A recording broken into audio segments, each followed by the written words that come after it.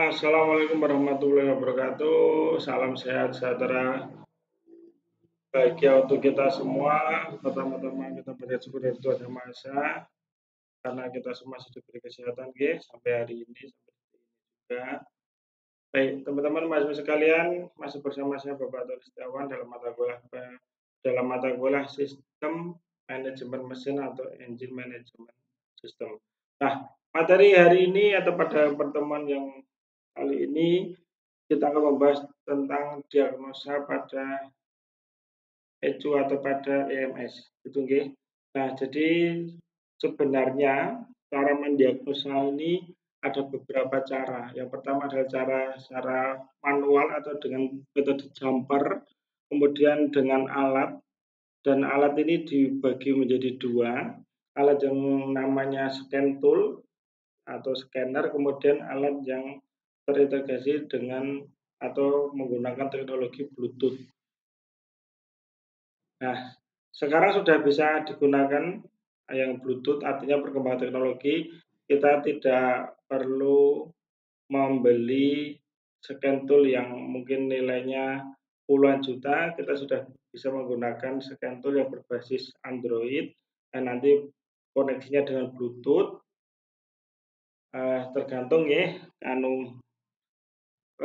kerjanya yang dari Bluetooth itu pengalaman saya pribadi, kalau yang aplikasinya mahal, artinya mayoritas relatif lebih mahal, itu lebih nyaman digunakan. Jadi saya ulangi, ada 3 cara sebenarnya, ada cara manual atau dengan metode jumper ya, kemudian dengan scan tool, kemudian dengan aplikasi berbasis Android yang mana koneksinya menggunakan Bluetooth. Nah, metode pemeriksaannya seperti yang saya katakan tadi adalah metode konvensional atau metode jumper ya. Metode jumper. Kemudian metode modern ini dengan menggunakan alatnya nanti ada berupa scan tool atau scanner dan ada yang berbasis Android yang koneksinya menggunakan Bluetooth. Nah, prinsip sistem diagnosa ECU yaitu mendeteksi sinyal. Jadi ECU terus memantau sinyal dari berbagai sensor dan membandingkannya dengan nilai standar yang tersimpan. Jika terjadi error data, maka terdeteksi bahwa sensor tersebut rusak. Sebagai contoh, O2 sensor yang biasanya mengirimkan sinyal kok tiba-tiba dia tidak mengirimkan atau tiba-tiba mengirim sinyalnya secara random, artinya lebih dari biasanya, itu akan terbaca rusak. Apalagi yang tidak mengirimkan sinyal, maka lebih lagi terbaca rusak.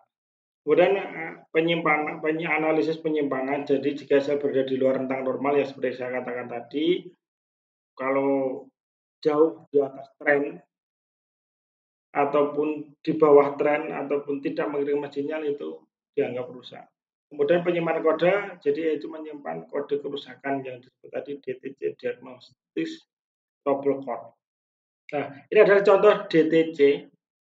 Ini adalah contoh kode DTC. Misalkan adalah P0105-31.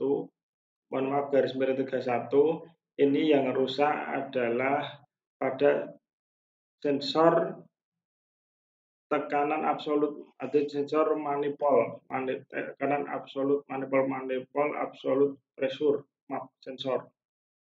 Dia rusak. Oke, sebagai contoh lagi ini P0115-42.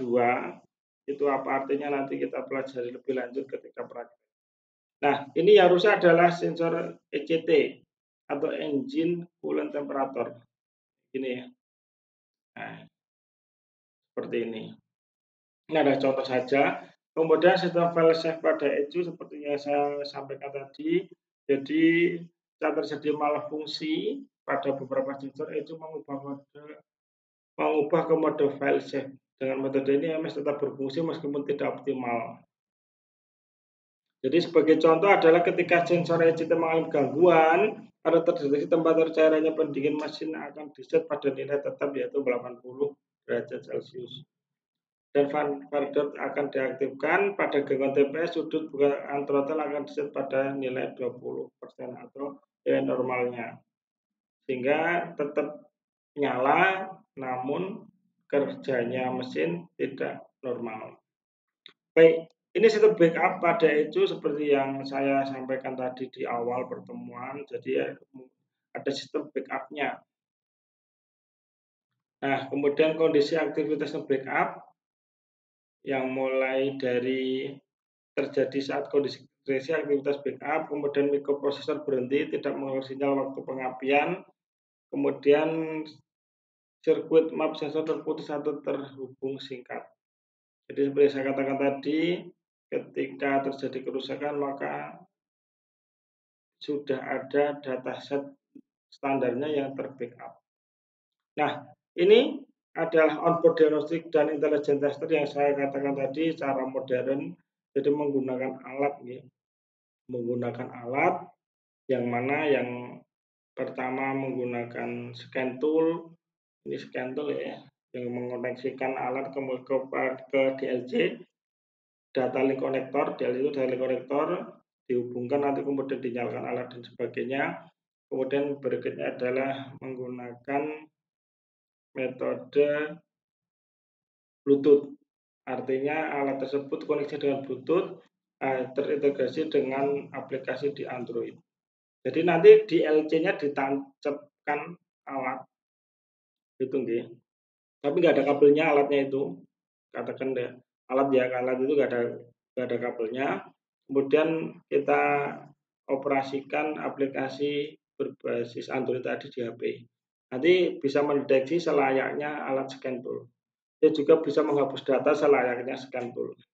Nah, demikian pengantarnya atau ini secara teoritisnya, adapun nanti prakteknya pada pertemuan setelah UTS. Baik, terima kasih. Kurang lebihnya mohon maaf. Semoga bermanfaat. Assalamualaikum warahmatullahi wabarakatuh.